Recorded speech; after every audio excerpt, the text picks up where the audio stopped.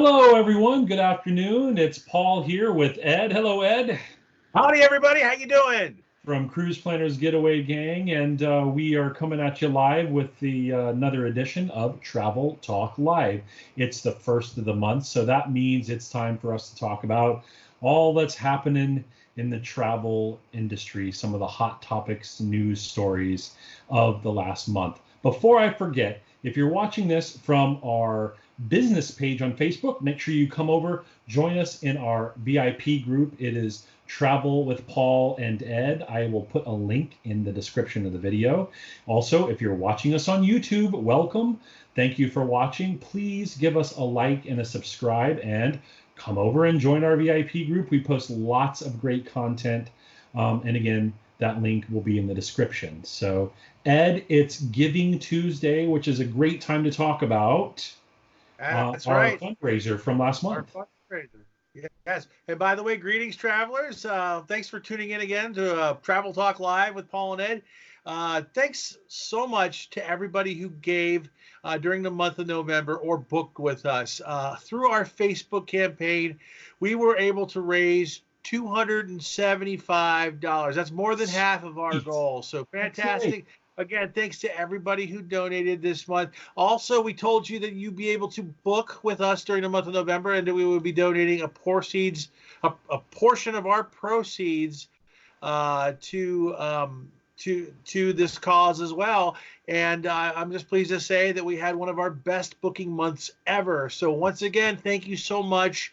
We will probably be once we get all those numbers figured out, probably at the end of the quarter, end of the year sometime, we'll be able to publish exactly how much we were able to put away and donate to our cause. But thanks again for everybody for helping make this November a fantastic fundraising drive. And it's on Giving Tuesday today, so make sure you look through Facebook and find some other worthy causes to donate to. Today is a fantastic day to do that.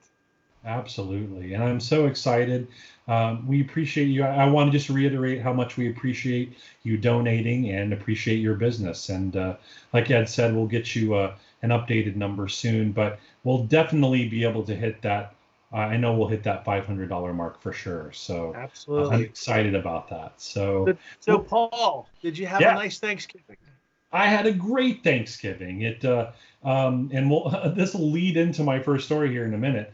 It was the weirdest weather that we've had in a while here because it was like 45 degrees and cold, cold rain. The snow came all the way down to 2,000 feet. Even the foothills around here were covered in snow. So a little bit unusual, but we had like 18 people at my sister's and a wonderful family Thanksgiving. So it was great. How about you?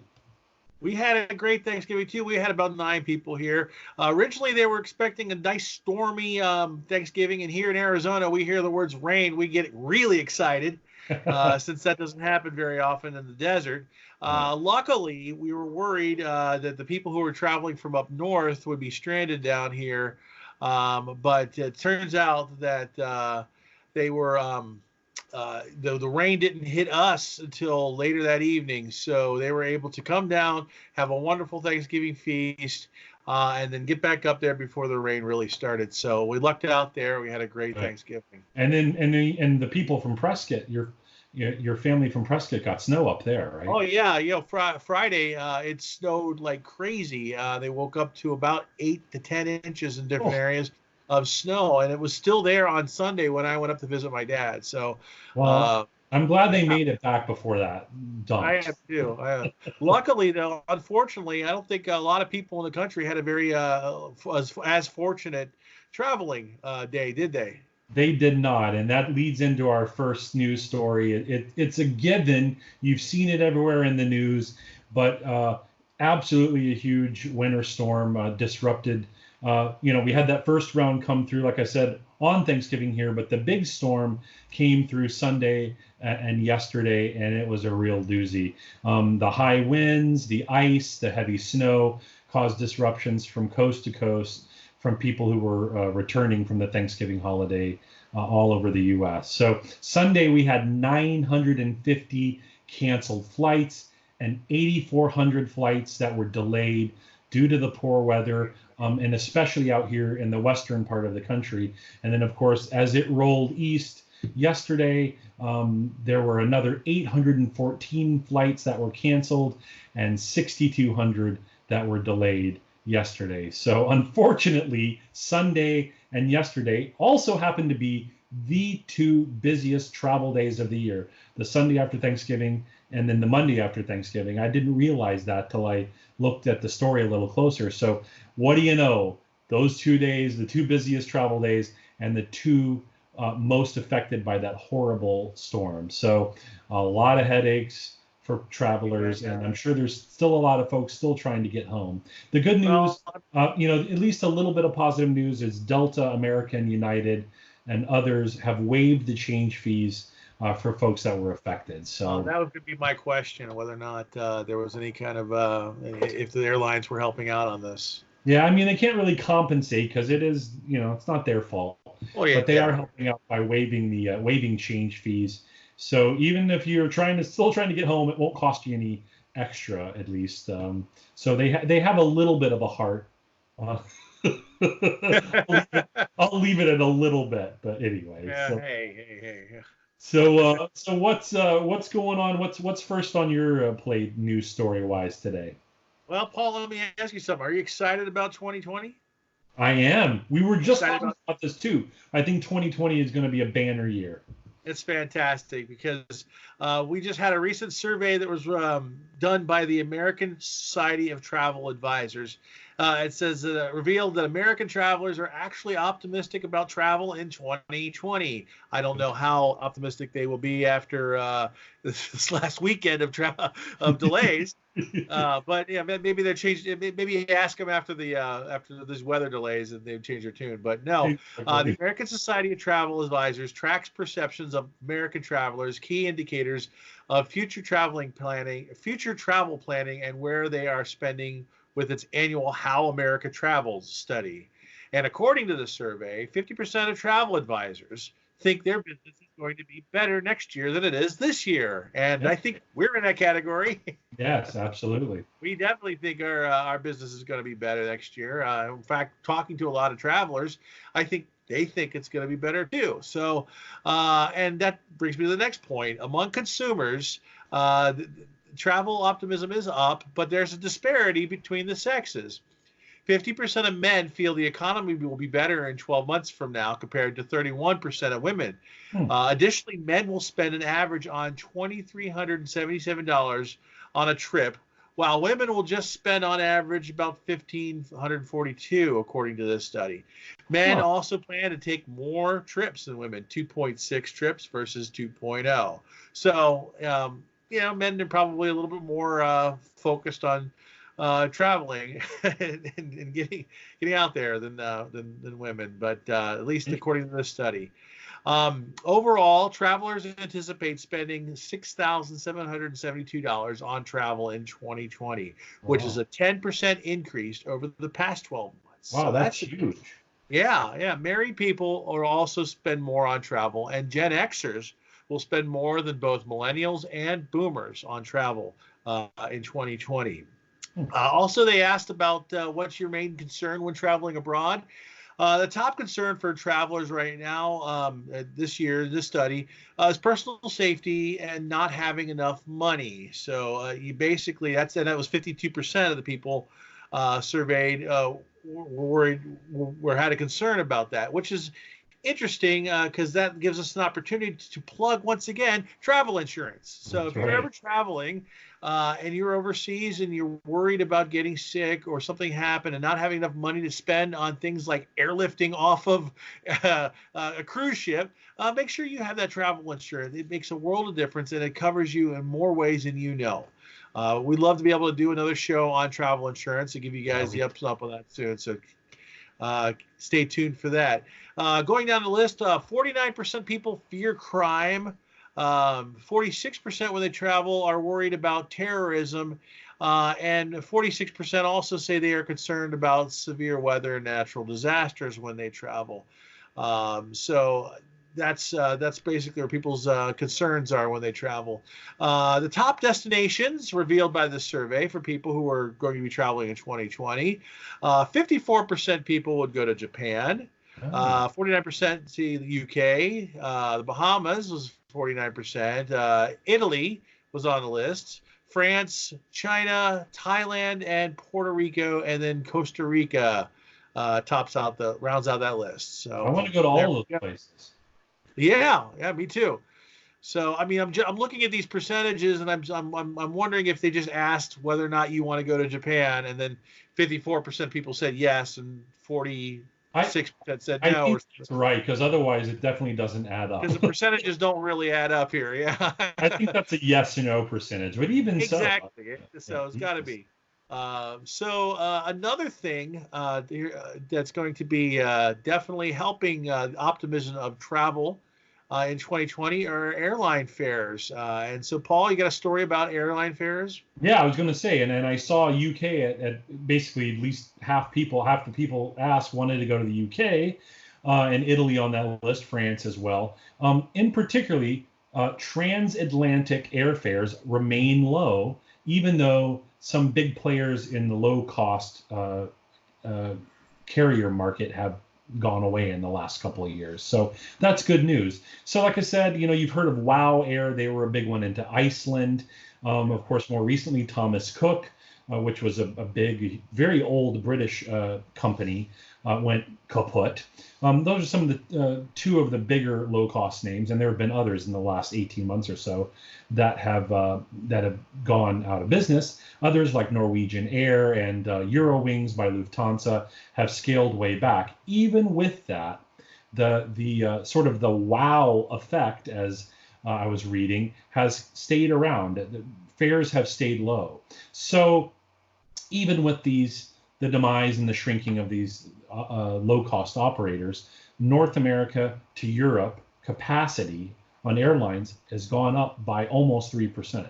So with that capacity still up and fuel prices relatively low, there's still an abundance of cheap tickets to get across the pond, which is great. So something I was reading is, speaking of millennials again, millennials and Gen Z travelers tend to be much more price conscious, so not so much status conscious. They just want to get there cheap and fast. And so they continue also to drive demand for low-cost tickets to Europe. So if you're looking to go to Europe and you are looking for budget fares, you can find up to 17% cheaper airfares than you could a year ago even. So all positive news for people looking to get to Europe on a budget. So yay!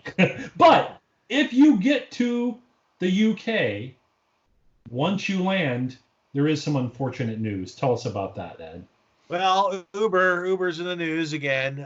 Uber lost their operating license in London. Oh. So if you're going to London and you're arriving in Heathrow, and you just say, "Oh, I'm just going to call an Uber," guess what? They're not going to be available. The London Transportation Authority, called Transport for London, TfL, stripped Uber of its license to operate within the city last week. TfL serves as the regulator of taxi and rideshare services in London and recently identified several security breaches that placed passengers and their safety at risk. Yeesh. A key issue identified was that a change to Uber's system allowed unauthorized drivers to upload their photos to other Uber driver accounts.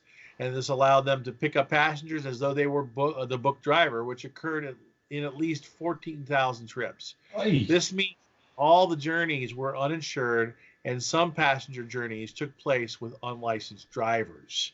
So this isn't the first time that the Uber's London license has been in jeopardy. A couple of years ago, in 2017, TfL suspended Uber's license for concerns over the company's approach to passenger safety. So Uber, of course, is planning to appeal the decision, and during the 21-day appeal process, the company will be allowed to continue operating normally, but just be forewarned, it is in jeopardy. And if you do end up in London, you might want to consider alternate transportation services other than Uber when you get there. Yeah, that's unfortunate. I hope something can be worked out. And something I heard too is the the taxi cab union in essence there is very, very strong too, and I think that's playing a big part in trying to push Yeah. Uber out. So it'll be interesting to see how that plays out for sure. But yeah, don't just show up and expect to get out the phone and call an Uber. As convenient For as sure. convenient as Uber is, there are safety concerns, a Of lot of course. different concerns with other rideshare services as well. And as far as the taxi cab unions and things like that have been plaguing this industry as it's getting started since the beginning. So this is not an old, this is not a new fight for them, and I think Uber will definitely prevail. Yeah, and it's it's going to be an ongoing issue for the next several years. Any such an impactful change to the market, there's going to be stuff like this that happens. So, Yeah. well, coming back across the pond to the Caribbean, I want to talk about a couple cruise stories. Does that sound fun to you? Oh, Since perfect. Let's get on the cruises. Let's get on the planes and cars. Let's talk about boats. let's talk about boats. Well, over in the Caribbean, um, Norwegian has a private island, as that is, the up and coming trend. We've talked about that, called Great Stirrup Key and or Great Stirrup Cay, depending on how you prefer to pronounce it. Well, on their private island this month, they opened up, well, last month now, a new exclusive oceanfront resort style area called Silver Cove has opened on Norwegian's private island. And let me read some things about Silver Cove because it makes me want to get on a Norwegian ship and head down there because it sounds pretty amazing. So if you once you arrive at Great Stirrup Key, if you've booked a Silver Cove villa or a spa treatment, you're greeted by a tram and taken to the reception area specifically for Silver Cove. At a marble desk and amid chic decor, Silver Cove guests are checked in for the day, receive access bands, and are escorted to their private daytime villa accommodations. So let me tell you about said villa accommodations. There are 38 brand new villas. They range from studio size to 1 and 2 bedroom villas, and they do have 2 family suite villas. So if you've been on Norwegian already, you may be thinking, gosh, this sounds a lot like the Haven, and it kind of is modeled after the Haven, which is the ship within a ship concept that's been very popular on Norwegian. So 6 of the 1 bedroom villas have a wet bar and a private master bedroom. The 2 bedroom family suite villas have a private dining area, an entertainment area, and a larger master bedroom with a spa tub and a shower. That's crazy. Here we are on a private island with these resort style amenities. The ocean villas can accommodate up to 6. They offer a living room equipped with a couch, coffee, tea bar, large flat screen TV. Why would you watch TV when you're on a private island? But hey, no judgment. On-demand movies, a beverage chiller, 2 chairs and a small table, plus a bathroom with a toilet, sink, and large shower. All the cabanas, including the studios, have a glass wall providing unobstructed beach views. That sounds better to me. As well as open air covered patio with 2 loungers facing the beach. A beach umbrella is also provided for each villa so guests can head into the sand and surf with shade nearby. Now, here's the part that doesn't sound that great, the pricing. The studio villas range from $299 to $699 a day for up to 6 people. The 1 bedroom villas cost $349 to $799 for 8 to 10 people, and the 2 bedroom villas are $599 to $1,100 a day to rent, but can host up to 16 people. So if you think about breaking that cost down per person, it's really not that bad considering what you might pay for a smaller, much less posh villa How much now. would that price, by the way? Is that an all-inclusive type situation? Well, it's not fully all inclusive. You do get, it does come with room service. I don't think they pay for your alcohol, but it does have a private buffet as well experience for Silver Cove, a little bit more intimate than the great big buffet provided to everyone on the private island. So it does have the room service, the private lunch buffet for Silver Cove, and their own private bar, the Moet and Shandon bar. But so it's not all inclusive alcohol wise. So there would be that cost on top. But just for the cabana I rental, tell you what, you know, it's not too bad if you break it out per person. But yeah, I tell you what, knowing what these Haven passengers pay for oh, their experience, that doesn't seem like a big chunk of change for somebody, a Haven customer. So I think that's actually very reasonable. yeah, and let me make it clear too. That's a really good point, Eddie. But also, you don't have to be in the Haven to rent these. They're open to rental for anyone on the ship. But I mean, that's a good point about Haven. But even for those who just want a little bit of a resort style experience, and you have enough people in your party to make it worth it, go for it. Because I would totally be a customer with a few other people. In fact, I hope to be able to try it sometime soon. So yeah, we'll have to check it out and do a little research. Cove. Yeah, absolutely. So tell us about the Mardi Gras. Oh my God! Doesn't it look awesome? Guys, all year long we've been talking about the new Norwegian ship, the Encore, and that's a fantastic ship.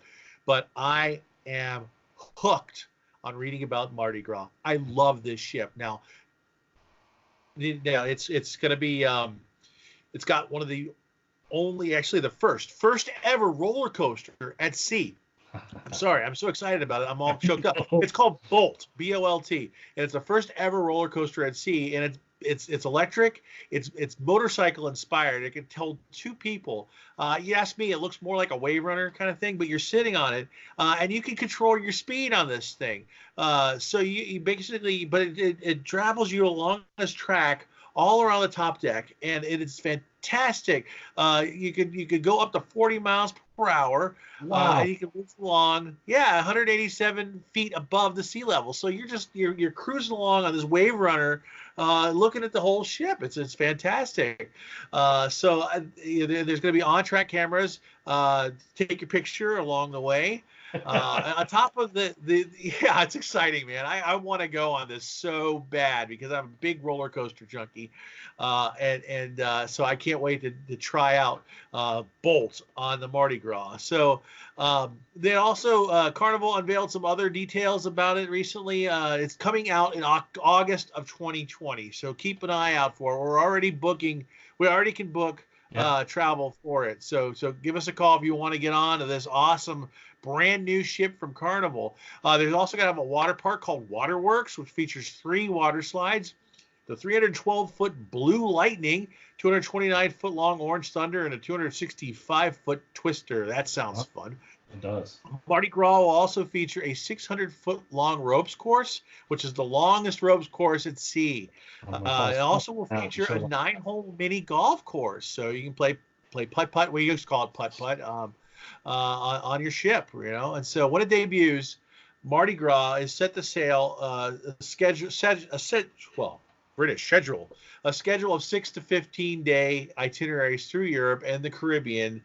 It'll start in the Caribbean in the summer of 2020. So after its maiden voyage from Europe with a stop in New York, Mardi Gras will home port in Port Canaveral, Florida. Awesome. So it'll be right there in Carnival Central, right there in beautiful Canaveral, Florida. So I'm excited. I want to go on this thing so bad. I wish we could switch our group cruise over to the Mardi Gras. What do you say, Paul? Well, it would be a wee bit more expensive because, as you can imagine, it's a popular new ship. But I did tell you it dovetails. It gets back in the day before we leave. And I am so tempted to try to find a way to go out there a week early and make it a business expense research trip to check out the Mardi Gras before we get on the breeze next November, because we talked some about the Panorama too, and I'll mention that again at the end of the video, which is Carnival ship that's coming out. It's coming out next month, and this month actually. Forgive me.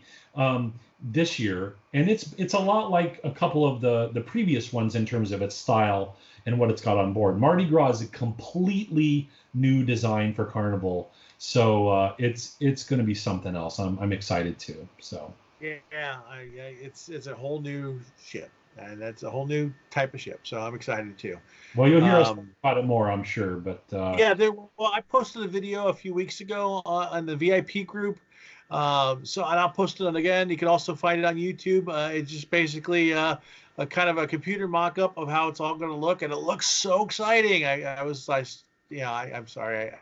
No, I'm and thrilled say about this, and I we'll hope be able to we experience it really dribble soon. out some more actual footage as it becomes available in the coming months. So stay tuned on that because I'm excited to see what the actual footage is going to start to look like too. So. Exactly. Well, one more thing on my docket before we close up and you offer your last story. My last story of the day is changing gears again, and we're going to talk about hotels here for a minute. So I found this article very interesting.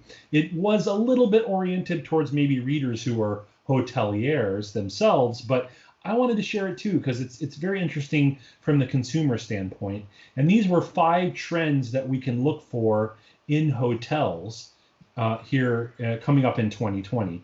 And I read about this in Travel Market Report. The first trend is say goodbye to carpet, and I don't have a problem with this at all.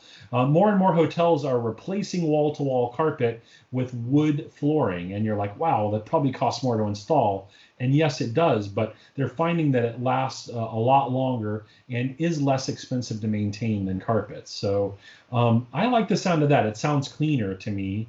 I'm a big fan of wooden floors, so I'm hoping to see that be a trend in 2020 for sure. Another one is people hotels are starting to and I've already seen this, but they're going to further incentivize people to waive and decline housekeeping services. They're going to offer maybe little discounts, a free breakfast, or loyalty points, and other perks like that. And you may think, well, gosh, how cheap can you be as a hotel? But it's less about saving money as it is that they're finding trouble staffing housekeeping because interest in those roles is not keeping pace with the increasing demand of hotels, new hotels and increased demand for capacity. And the other thing is, and it leads into point number 3, is it is beneficial to the environment to offer incentives to not have to wash your sheets and your towels every single day. So I was going to say that there's been a big push for yeah, these hotels to have it be have basically be eco conscious, and that's been that's going on for at least a decade right yeah, now, and I think and it's it's going to stronger and ratchet up stronger. even more. So, and as obviously, guests are becoming more eco-conscious, they are, people expect environmental responsibility and sustainability. Interesting stat here that this year in 2019, there was an increase from 8% up to 13% of travelers who admitted that they made a travel purchase decision based, at least in part, on their perceptions of a travel service provider's environmental policies. That's a big Oh, jump from 8 interesting. to Yeah, 13%. And that 5%. 60, Yeah. go ahead, sorry. I know. I said that's a 5% jump. That's Yeah, big. that's Yeah. a big jump on something like that. And that 60% of those who are loyal to a hotel brand say that the brand's corporate responsibility is a factor in their loyalty. So continue to see eco-conscious guests that mindset increase in 2020. Number 4, breakfast wars, and I know this is a big one for you, Ed. You love your hotel breakfast. We I can just improve. like I like the sound of Breakfast Wars. Yeah, That sounds absolutely. like a Breakfast nice wars. saga coming out of Disney right there. I mean, Yeah, that's the next exactly. one, right? Well, we can expect to see improved and enhanced breakfast offers. So brands that didn't have hot breakfast now are expected to add that, and ones that did have them will add more elaborate choices. So that's not a bad I thing. I like breakfast too. The That's a last thing is, huge thing for me. That's a huge thing for me. If I can get a free breakfast out of a stay, I factor that into my cost. If I'm going somewhere and I can stay at like the Embassy Suites or the Hampton Inn and get a hot breakfast in the morning, and I'm actually paying about the same as I would someplace else where I don't get that, I'm yeah. gonna go with the breakfast, man. Oh, That's a great way to absolutely. get started. It's any way that a hotel can attract customers, and that's a big way for a way that doesn't increase their costs tremendously. So, the last thing before I wrap this story up is that we're going to see a growth in the popularity of what are called soft brands. So uniformity as a whole has become sort of a negative buzzword in a way. So more hotels are recognizing local culture and trying to incorporate it into their design, their food and beverage options, things like that. So in other words, rather than, it used to be Hilton, worldwide, Hilton, everything was Hilton. So now Hilton might have a soft brand that, possesses a more local and customizable, smaller brand focus, while maintaining a connection to a larger chain. So it might be called something else. You'll see boutique hotels that have, the options for gaining, earning points, loyalty points, having that, worldwide reservation system, but a more local boutique focus. So those are 5 trends to look for in 2020 with hotels. So kind of fun. So Ed, tell us about that. Yeah, tell us about your last story of the day. Okay, well, hey, I'm gonna give you a question here, and you know the answer, Paul, but I'm gonna let everybody get a chance. Where was the #1 destination globally in 2019? What was it? Would you believe the #1 most visited travel destination of 2019 is Hong Kong? Wow. Hong Kong was the most visited destination of 2019 among international travelers, despite the political unrest that has rocked the city since the second half of the year. That's according to the latest edition of the Top 100 City Destinations 2019 report, released on Tuesday by the market research group Euromonitor, which looked at international arrivals over the last year. Of Hong Kong's 26.7 million international visitors, half came from mainland China, traditionally attracted by the city's vibrant shopping scene and strong cultural heritage.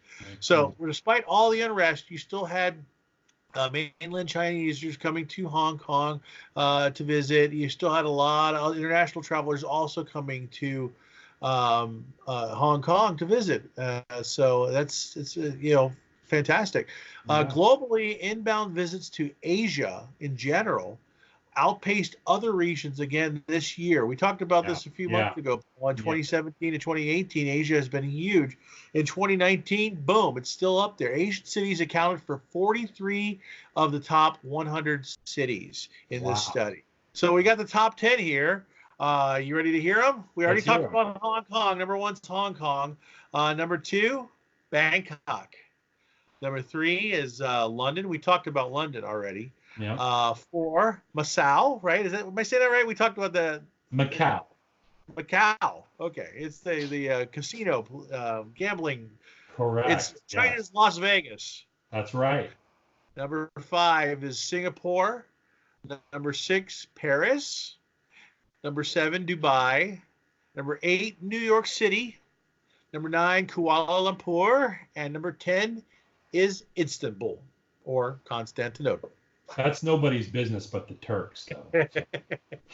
Wow, so there's a lot of cities in Asia on there. I admit I am under-traveled to Asia, so I'm looking forward to perhaps booking an Asia trip and doing some more research. So yeah, absolutely. I mean, as far as Asia proper, I'm counting 1, 2, 3, 4, 5, 6, 7 out of the 10 were all Asia. The only European destinations were London and Paris. And the only American destination is New York. So that's awesome. Go figure. That's great. So if you want to go to Asia, give us a call. We've got some really great tour packages. We've got fantastic cruises that go around Southeast Asia and Japan.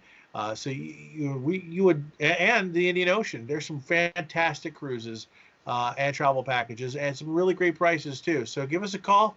We'll be able to price out anything if you're interested in Asia or anywhere else internationally too. So, shameless plug.